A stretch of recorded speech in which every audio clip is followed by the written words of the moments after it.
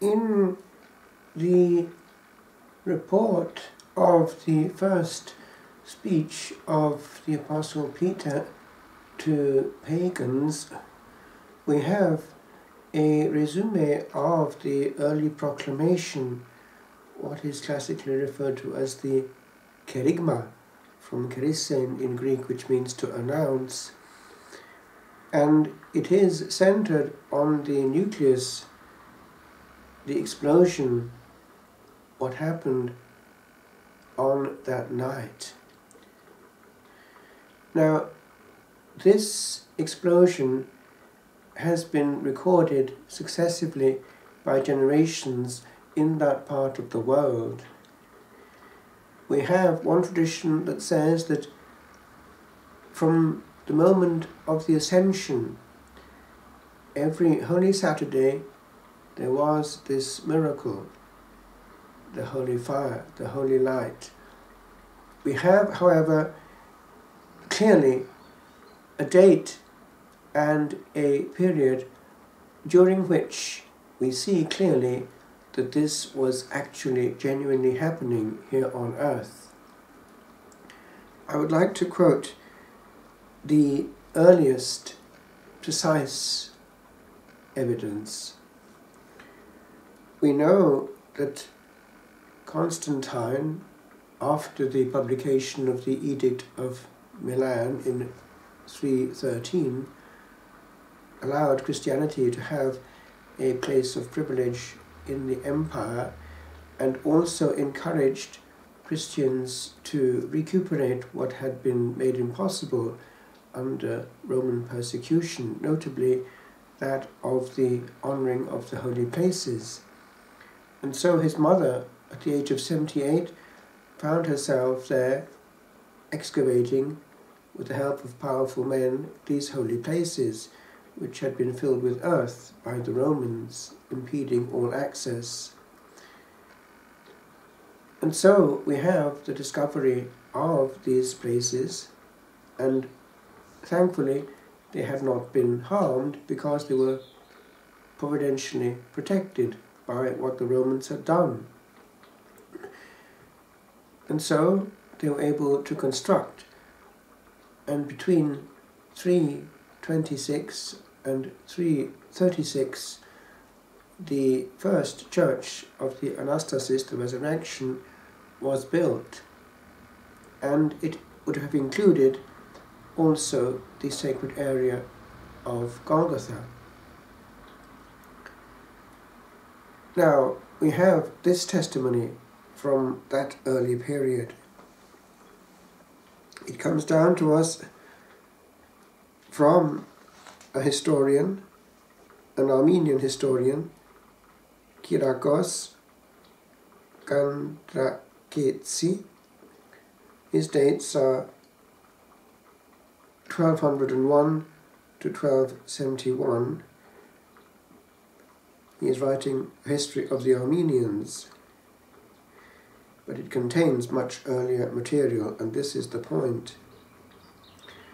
Included among the events in his book is the miraculous illumination of a lamp that was placed in the Holy Sepulchre by St. Gregory the Illuminator around the year 330. This holy man, of whom, by way of interest for those who are into the matter of ecumenism, there is a large statue in St. Peter's. It's actually in one of the exterior niches of the basilica itself at the Vatican. And you can see here how he would be somebody who would be typically an Eastern patriarch.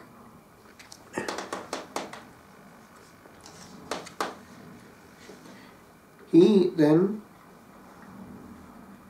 is deemed a national saint and protector of Armenia, and is now honoured by all Christian denominations. He lived from around 257 to 331. He spearheaded the Christianization of the Armenian nation at the end of the 3rd century, and in the year 302 was ordained the first Patriarch of Armenia. Thanks to his proselytizing, the Kingdom of Armenia was the first state officially to acknowledge Christianity in the year 301.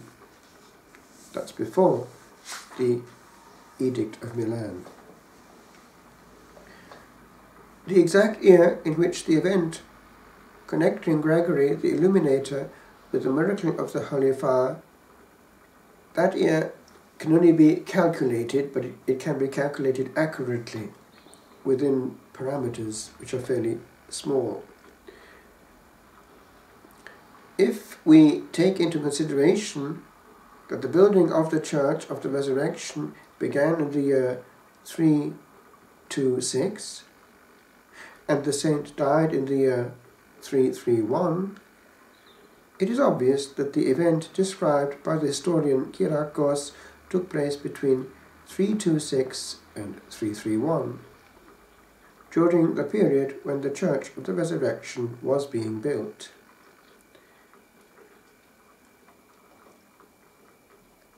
So we have here, from the pen of this Armenian historian, this early tradition.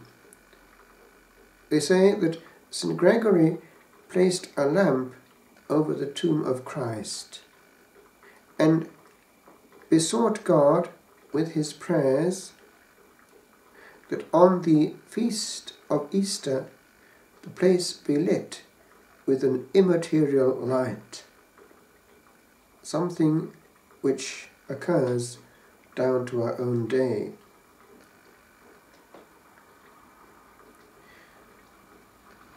Now, the lamp placed at the Holy Sepulchre was miraculously lit by an immaterial light after the saint's prayers to God. The term immaterial light essentially describes the uncreated light. In a second excerpt from the same work, Kyriakos returns to the matter again and reports that in a certain year there was a dispute between the Armenians and the Orthodox Georgians regarding the correct date for Easter. The solution to the dispute finally came from the Holy Fire itself, which lit the ever-burning oil lamp on the correct date. In his second excerpt, Kyriakos writes, "Now, regarding Easter, there was much dispute and argument with the Armenians among all peoples, especially the Georgians. The verdict was to be given by the radiant lamp on the Holy Sepulchre of Christ, which they say, at the request of Gregory, Illuminator of the Armenians, with no assistance from human hands or tangible fire, is lit by the command of God each Easter. It happens to this day." So, Kyriakos once again clarifies that the lamp of the Holy Sepulchre was lit after the request of Gregory the Illuminator, and that since then the miracle takes place every year by order of God.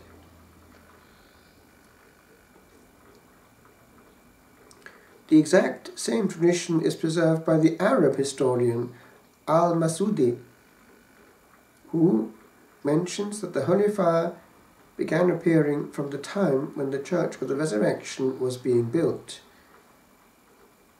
The next historical figure associated with the miracle of the Holy Fire lived 5 centuries after Gregory the Illuminator and is also revered as a saint by Christians, namely Theodore the Sabaite. Here we are.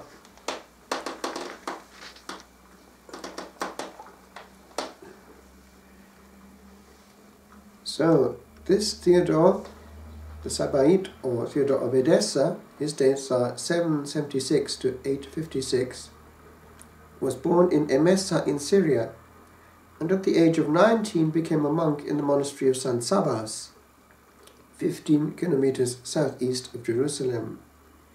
He remained at the monastery for 41 years until the year 836. That year, on the day of Holy Thursday, he was ordained Bishop of Edessa, and 2 days later he participated in the Holy Fire ceremony.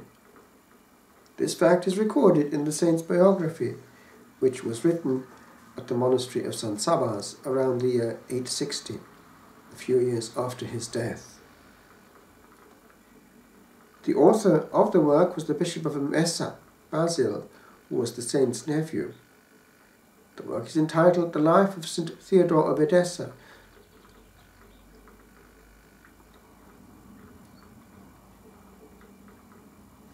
Now, the author of the work, Basil, speaks of the 4 days his uncle, St. Theodore, spent in Jerusalem, from Holy Thursday until Easter Sunday of the year 836. We have this word. After he dined with the patriarchs and spent Good Friday with them, on Holy Saturday, after the lighting of the lamps of the Holy Resurrection by the heavenly light, he co-celebrated the liturgy with the patriarchs and performed the joyous celebration on Sacred Sunday.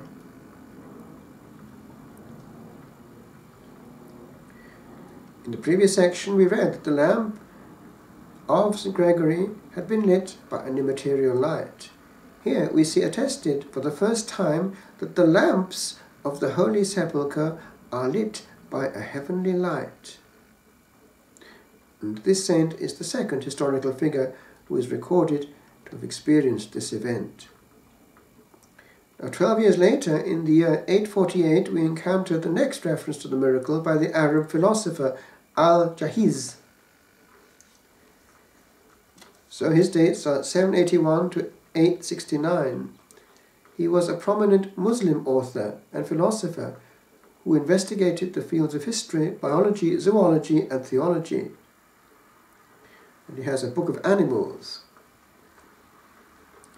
Kitab al-Hayawan, which is an encyclopedia on the species of animals, dated to the year 848. In this work there is mention of the Holy Fire at the Church of the Resurrection, which is presented as a Christian ploy. Well, that's bound to be their attitude. This viewpoint was certainly prevalent among the majority of Muslims, and it would have been inconceivable at that time for Muslims to have an opinion other than that. So this author did not participate in the rite, and moreover his viewpoint is reproachful and insulting to Christians, as he calls them weak and foolish for believing in such a miracle.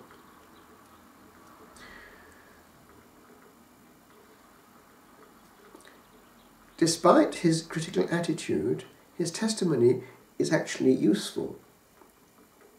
Firstly, because of its early date, and secondly, because it describes the miracle as it was related to him by his fellow countrymen.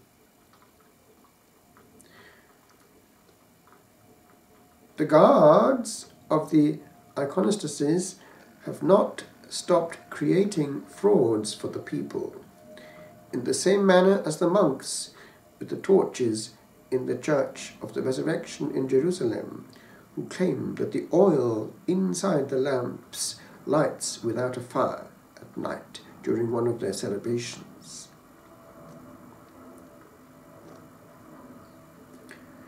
The report of Al-Jahiz, even if it did not constitute for him a matter of belief, is consistent with the report we encountered in the light mentioned in the context of St. Theodore, and makes it obvious that the miracle of the Holy Fire already by the middle of the 9th century was becoming widely known as supernatural lighting of the lamps in the Holy Sepulchre.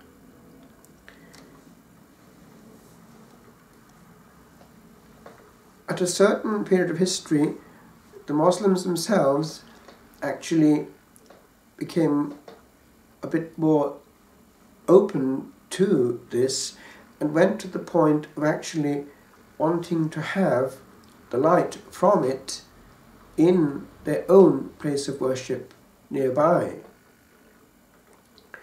And that did happen for a while. However, there was a resurgence of bad feeling, and eventually order was given, not from Jerusalem itself, but from somebody who had great authority over the Muslim world, for this to be made impossible by the destruction of the place where it was happening. And that was what sparked off, essentially, it would seem, the feeling among Christians that that had to be stopped. They had already started to destroy the very Holy Sepulchre itself, which explains now how we only have a mangled one. And so, eventually, there was this movement to protect the holy places. And it was the backdrop to the movement by now referred to as the Crusades. So, that is something of the context in which we are operating. There was a reason for this thrust to protect at all costs this most holy spot and these other spots close by. It was, from unbroken tradition, the place where our redemption took place. And right now, it is the centre of our faith. A place where on Holy Saturday, in the old calendar that is still preserved there, heaven and earth meet, and the power of heaven ignites our flame. The flame which went round the world like wildfire and is the crunch when it comes to encountering our God. We have not to do with just a story. We have to do with a repeated and repeating event. That same explosion which we have when we consecrate the body of the Lord, for it is the same power that also transforms the elements, the same presence, the same inbreaking of heavenly power which comes to earth and makes heaven our own, until one day we encounter it.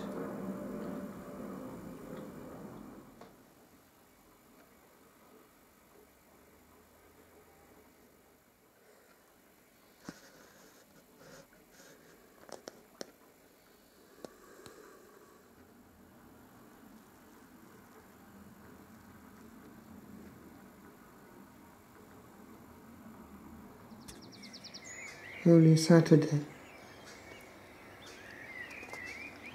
Jerusalem, Jerusalem, this morn we sing the chant of thy long yesterday, and act in corners four the drama born by ages dimmed.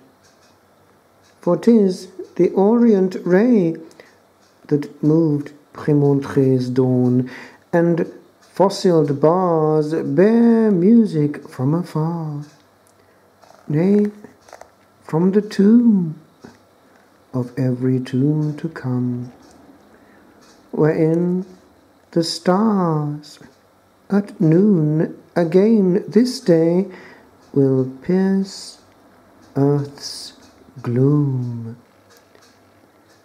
This is the noontide, where the fire unlit shall come again without the help of man. And ancient might, too bright for human wit, will calmly strike this wick as no craft can. For 'tis the ray that blasted Turin's face, that toys with timely sparks from outer space.